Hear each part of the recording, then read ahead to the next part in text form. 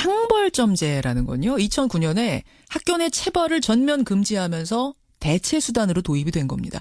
학생이 잘못된 행동을 하면 벌점 주고 칭찬받을 행동하면 상점을 준 후에 그 점수 누적에 따라서 단계별 조치를 취하는 이런 지도 방법인데요. 매를 들을 수 없으니까 상벌로 대신하자 뭐 이런 취지였습니다. 그런데 부작용이 적지 않아서 서울시 교육청에서는 이 상벌점제를 없애려는 중이었습니다. 그런데 여러분, 얼마 전 부산의 한 고등학교에서 학생이 교사의 뺨을 때리는 이런 사건이 있었죠.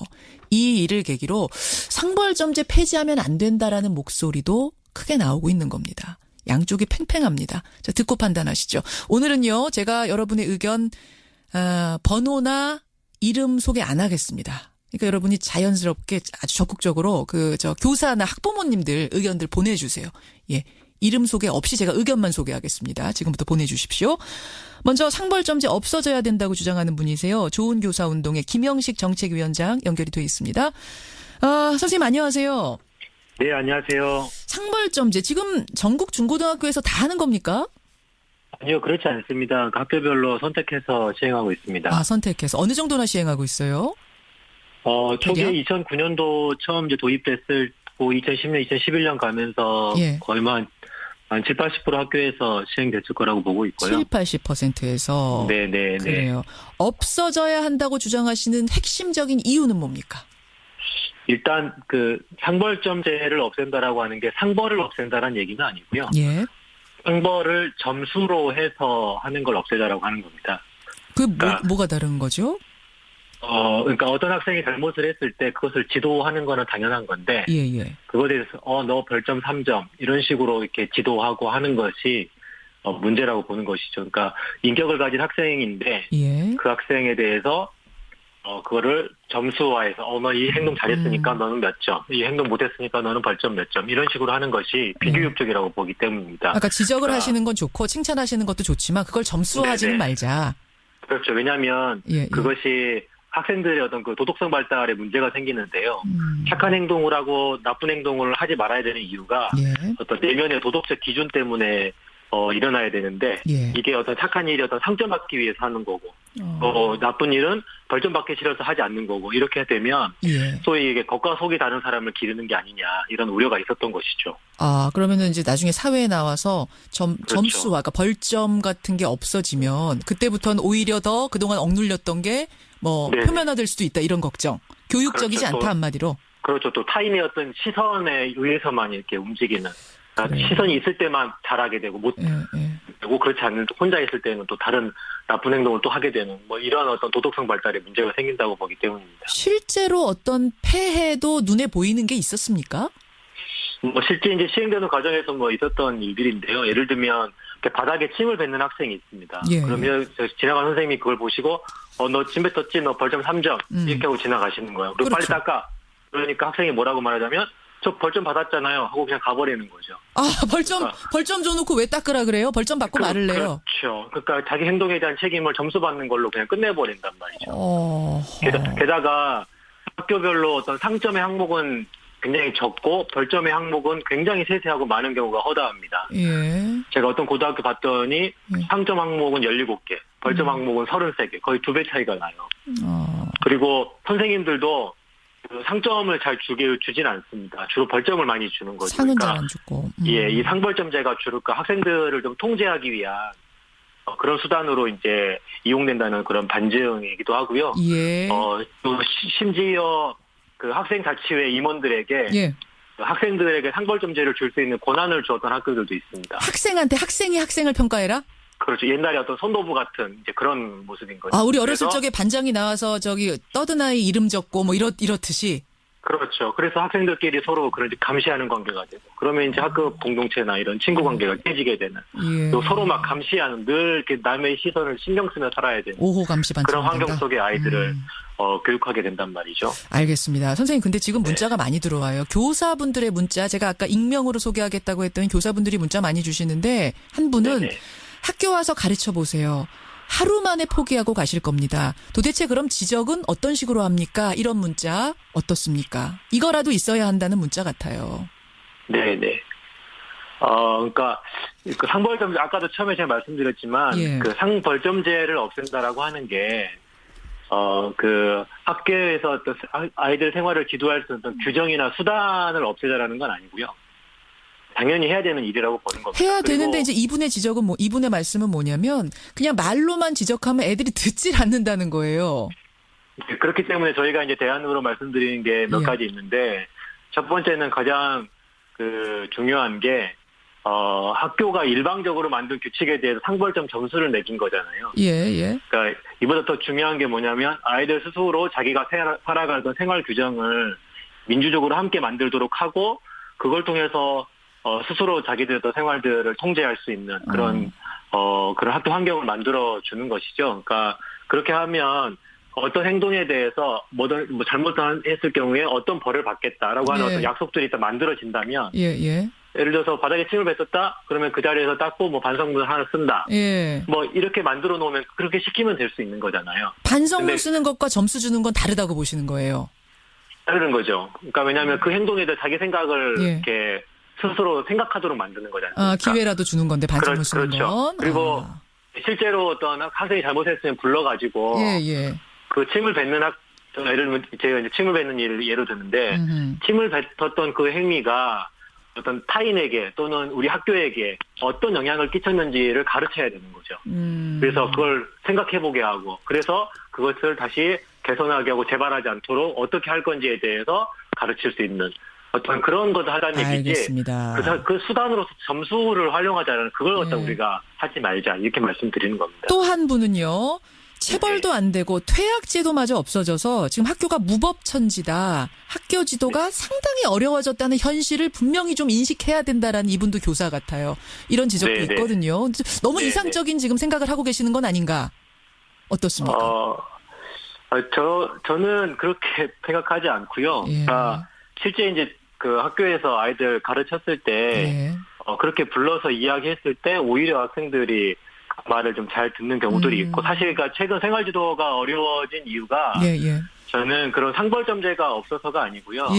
그렇게 그 지도하는 그 교사들에 대해서 그 권위를 제대로 인정해주지 않는 그런 사회적인 분위기 때문이라고 생각합니다. 그러니까 최근에 뭐 흡연하는 학생 지도하는 교사에게 막 학생이 욕설하고 대드는 일들도 있었고 뺨을 때리는 일도 있었어요. 그렇죠. 선생님. 또 학부모가 찾아와서 막 무례하고 막 거칠게 항의하는 일도 있지 않습니까? 그런 문화. 근데 외국 같은 경우에 그런 학생들 경찰에 우리가 신고해서 체포하게 할 수도 있고요. 알겠습니다. 퇴학 조치도 할 수 있고요. 또 교사가 학부모 딱 소환하면 반드시 의무적으로 학교에 와서 지도를 받고 가도록 하는 그런 제도도 있거든요. 알겠습니다, 선생님.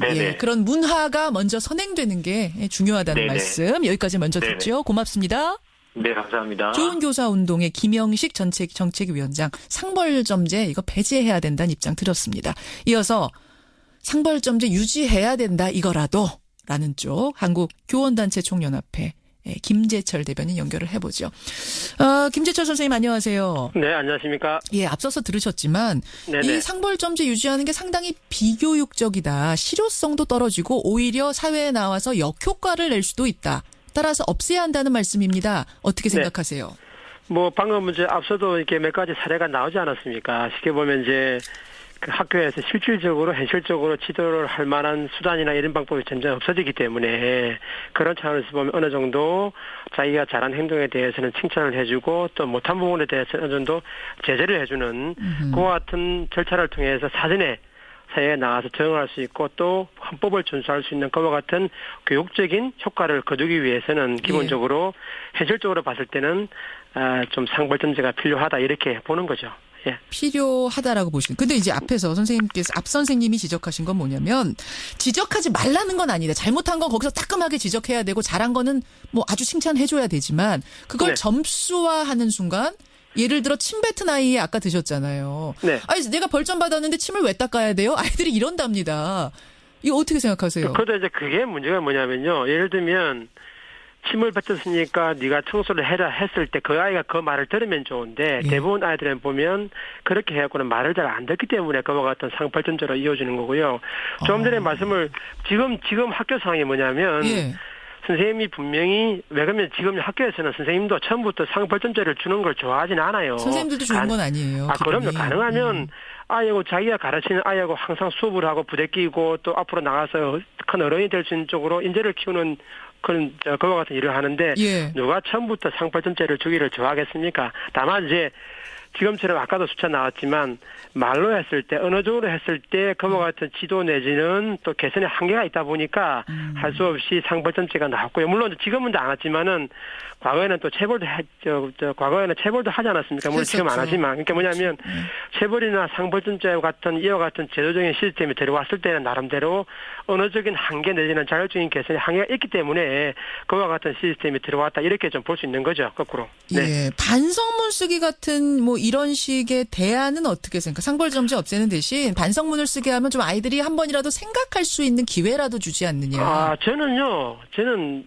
기본적으로 뭐냐면 예. 학교 현장에서 아이들을 가르치면서 나오는 사례는 다양하지 않습니까? 케이스도 많고요. 다양하죠. 그러면 학교에서 그런 것들은 기본적으로 자율적으로 하시면 돼요. 예를 들면 방금 말씀하신 대로 어떤 학교는 상벌점제가 잘 맞는 경우도 있고 예, 예. 어떤 학교는 또 반성문을 쓸 수 있고요. 또는 그 두 가지를 복합적으로 또 그 외에 또 여러 가지 방법이 있다고 봅니다. 자율성을 주자는 말씀이세요. 학교마다. 예, 뭐냐면 무조건 상벌점제를 도입하면 안 된다라고 교육청이 나서가지고 없애는 이런 조치 이런 것들은 제가 볼 때는 오히려 안 맞다는 거죠. 제가 볼 때는. 학교마다 자율적으로 그 학교 문화에 맞는 것을 선택하게 해달라. 지금도 보니까 일부 학교는 지금 어제 지난번에 언론 보니까 지금 서울시 같은 게 한 70% 정도만 상벌점제를 운영하고 있고 나머지는 아마 이제 학교에서 어느 정도 좀 다양한 방법을 통해서 학생을 지도하고 이런 쪽으로 아마 좀 볼 수가 좀 나오고 있는 걸로 알겠습니다. 보입니다. 청취자 한 분은 이런 말씀 주셨어요. 북한도 아니고 규정 어긴 아이들을 신고하면은 거기다가